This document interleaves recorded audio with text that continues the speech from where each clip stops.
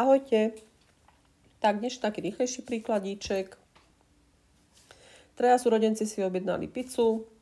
Miška zjedla štvrtinu. V tomto prvom máme informáciu štvrtinu z celej pice. Ak zjedla štvrtinu, to znamená, že akú časť zjedla? 1/4. Áno, zjedla. Lenka zjedla tretinu zvyšku. Pozrite. 1/3, 2/3, 3/3. Áno. Toto už tu nemáme, to už je zedené. To je preč. Zostane nám 3 časti. Áno. Čiže čítanie s porozumením. Lenka zjedla tretinu zvyšku. Takže 1/3 tohoto zvyšku je preč. Dobre. Paťo zjedol polovicu z toho, čo zostalo. 1/2 z tohoto bude toto, že? 1/2 z toho. Hej? Ale my stále vidíme, že to z tej pôvodnej pice toto je tiež 1/4. Aj toto je 1/4. Stačí si to takto pekne rozkresliť a potom zistíme, že toto, čo zostalo, bude tiež 1/4. Takto veľmi rýchlo to urobíte vtedy, ak čítate s porozumením a zachytíte túto informáciu.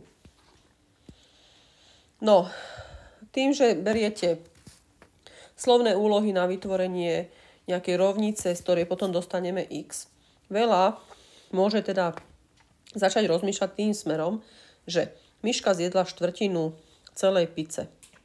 Tak štvrtina celej pice bude 1/4 z celej pice. Lenka zjedla tretinu toho zvyšku. Hej? Čiže zjedla tretinu z čoho?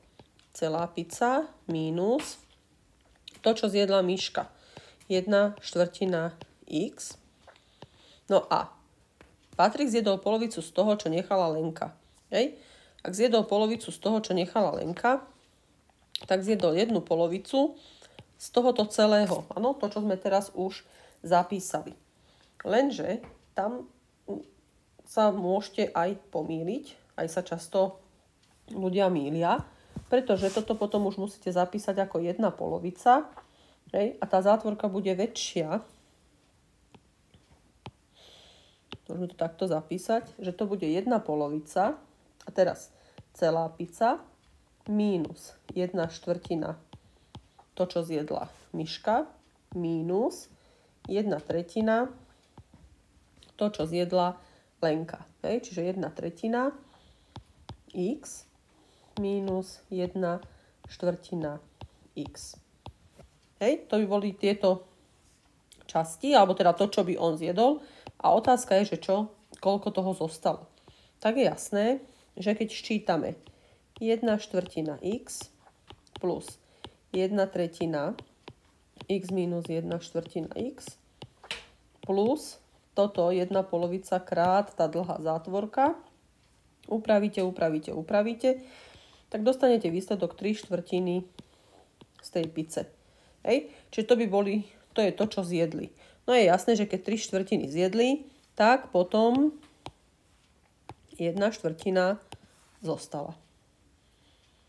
Takže pri týchto úpravách sa môžete pomýliť a môže ten výsledok byť iný, ale keď vás to nenapadne, že táto informácia túto mám spracovať, áno, že zjedla štvrtinu celej pice a uvedomiť si, že zostanú 3/4, z toho teda zostanú 1/3, 2/3, 3/3, čiže toto zje Paťo a polovicu z toho Paťo a potom ešte toto zjedla Lenka, no tak nám zostane len tá 1/4. Hej? Ale robí sa chyba, že sa to začne robiť cez. Není to chyba. Keď to dobre zapíšete, tak vám vyjde stále to isté. Hej? Čiže môžete si to kľudne skúsiť aj cez tieto úpravy. Keď to všetko roznásobíte, tak vám zvídu tie 3/4 x. To si môžete v rámci tréningu, áno, vyjadrenia neznámej, čiže 3/4 z pice zjedli a 1/4 zostala. Takže to taký rýchly na pretrénovanie buď nápadu, alebo cez zlomky. Majte sa.